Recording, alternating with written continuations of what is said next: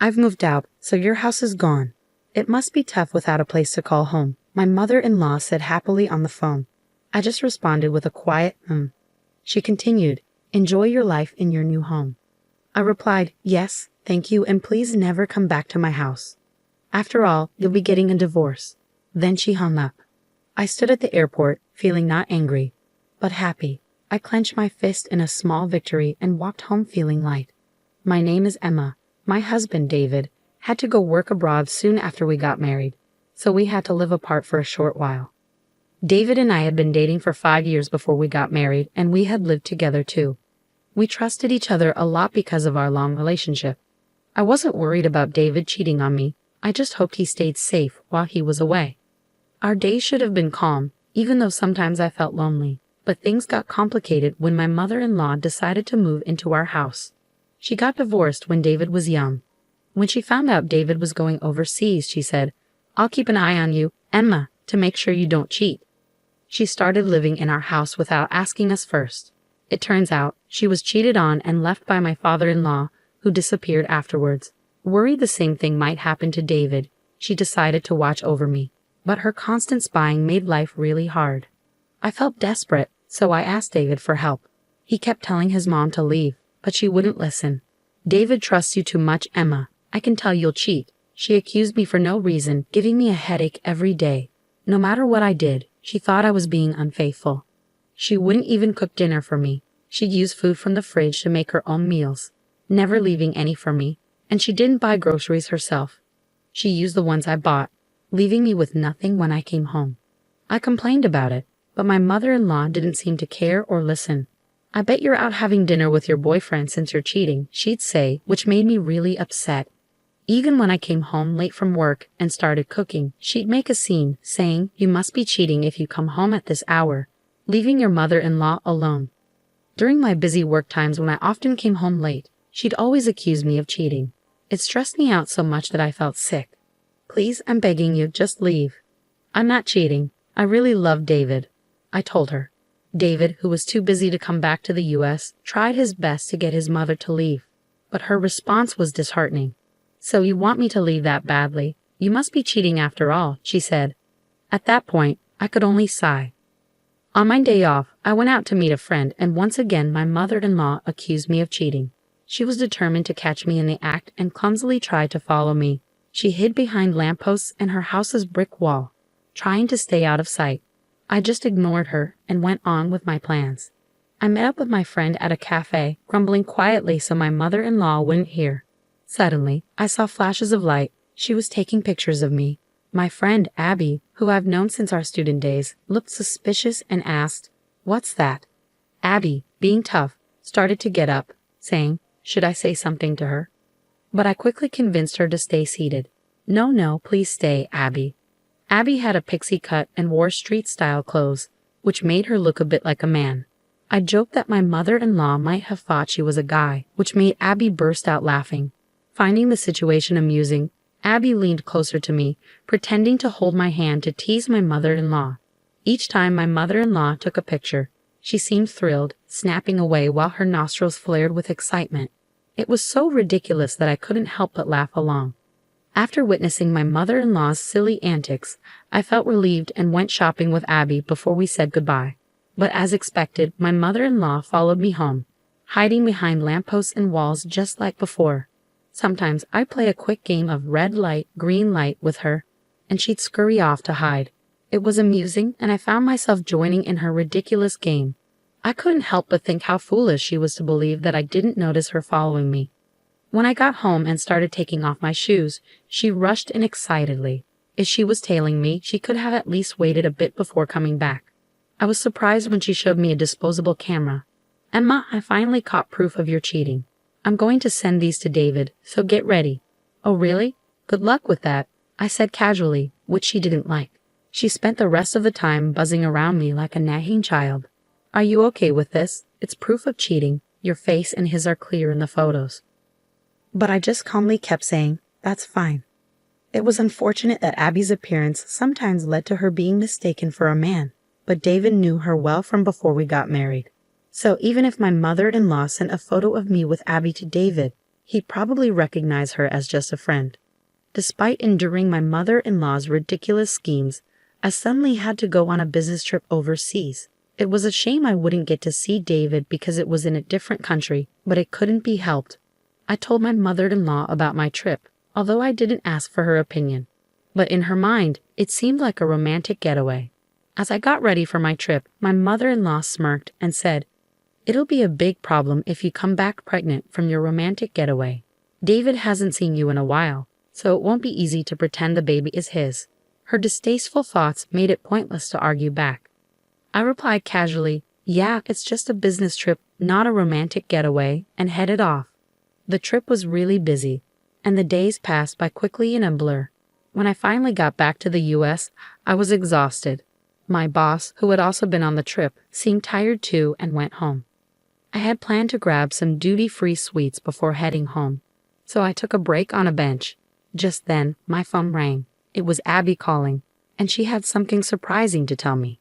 "Hey Emma, welcome back. There's something I need to tell you. Your mother-in-law showed up at the company where I work."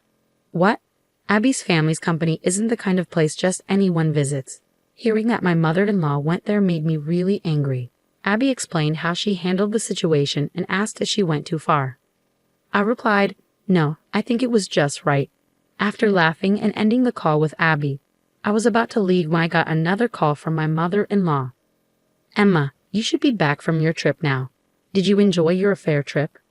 I said, "It wasn't an affair trip, and I didn't particularly enjoy it because I went there for work." "Well, I've already sent David the evidence photos." I simply responded with, "I see" to my mother-in-law, who seemed pleased with herself. Ignoring my lack of reaction, she just kept on talking. "Actually, I moved, so your house is no longer there. I sold the old house. So you must be struggling without a place to go back to." "But hang in there," my mother-in-law cheerfully said.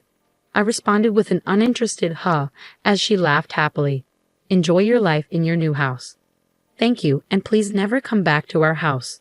After all, you're going to be divorced soon." After my mother-in-law hung up, I stood in the airport for a while. But slowly, I felt better. It wasn't anger in my heart, but joy. I did it. I pumped my fist a little and started my journey home with a light step. Of course, I was going back to the house my mother-in-law claimed she had sold. Maybe she had taken out the furniture. Even though a lot of things were missing, I accepted it as a parting gift. I quickly called a locksmith to replace the front door lock, ensuring my mother-in-law couldn't get in even if she tried to return. Then I sprawled out in the living room, basking in the freedom I had finally achieved. Inside the house, I pumped my fist again and shouted, "I did it." The next day, I received a call from my mother-in-law. "What's wrong?" I asked her with a hint of malice. She sounded flustered and trembled as she spoke. "Actually, I thought I sold the house, but it turns out I didn't. It seems I borrowed money without realizing it. Debt collectors are coming, and it's really scary." "That sounds terrifying," I replied, realizing that the company she unknowingly visited, thinking it was Abby's parents, was actually a real estate company on the surface, but secretly involved in loan sharking. According to Abby, they had warned her multiple times that the house couldn't be sold. The house was in David's name, so she couldn't just sell it on her own. After being rejected by all the real estate agencies she approached, she ended up at the company run by Abby's parents. Desperate to sell the house, they gave her a promissory note to sign, without her realizing the true implications. The document obligated her to repay a large debt, with the daunting requirement of $1,000 to be paid every day. She managed to pay off the debt collectors for today, but she didn't have the means to come up with that amount every day from tomorrow onwards. So she came to me in tears, pleading, "Please, Emma, you have to help me. The debt collectors have been pounding at my door since dawn. It's terrifying. I can't sleep well, and I don't have much money. I used the borrowed money to buy a new house, so I don't have any savings left. How about this?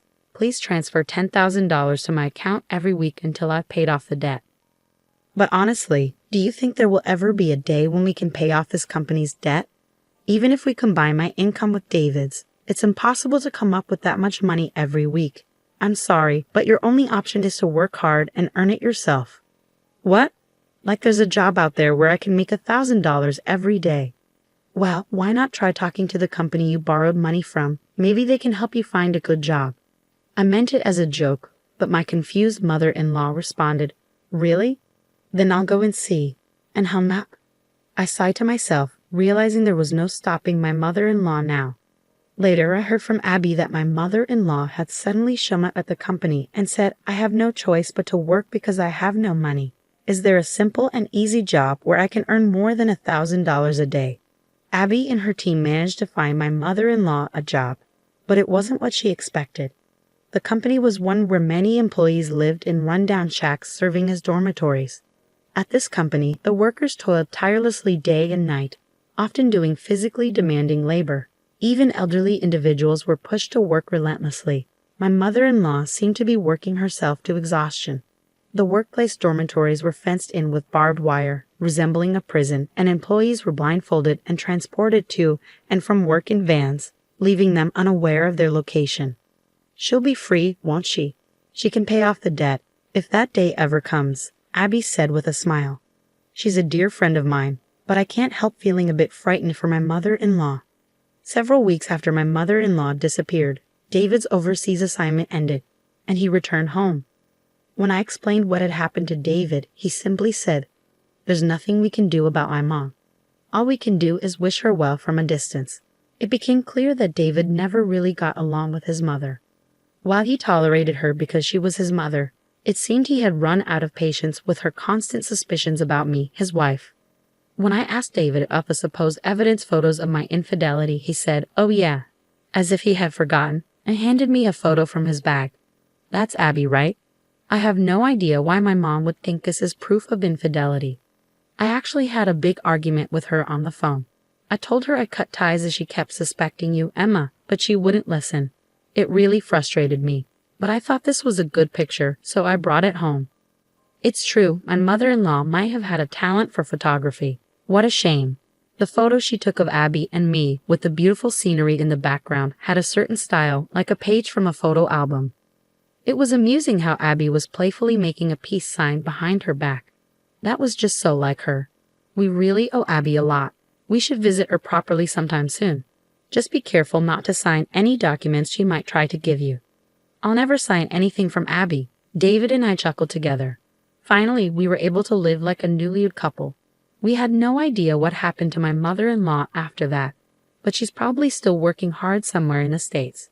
We could have found out where she was by asking Abby, but neither David nor I had any desire to track her down. David and I continued to live happily together, and eventually we welcomed our first child. We're enjoying our blissful days together.